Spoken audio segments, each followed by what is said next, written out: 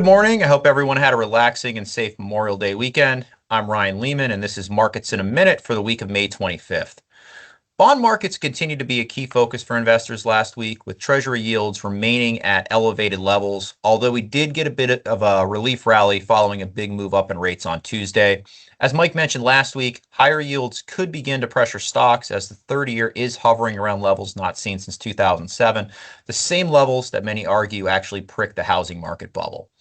Now, if we dig in at this point, much of the increase in yields is likely due to the term premium as 30-year break-evens are rising, although not to the same degree as break-evens at shorter points in the curve. This indicates that investors are, at this point, just seeking compensation for uncertainty rather than pricing in higher long-term inflation expectations. That said, a couple more weeks of $100 plus oil and a long bond yield in excess of 5%, and we may start to see a bit of a shakeup in equities.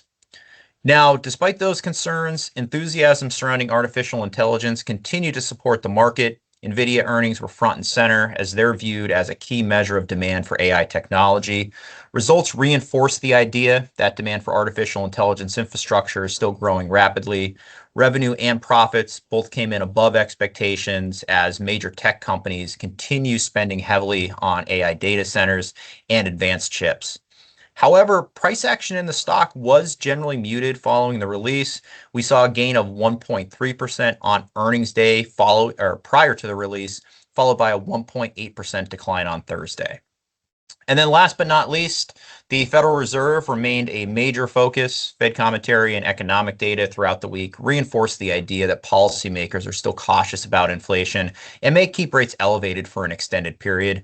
As a result, expectations for rapid rate cuts have all but vanished at this point.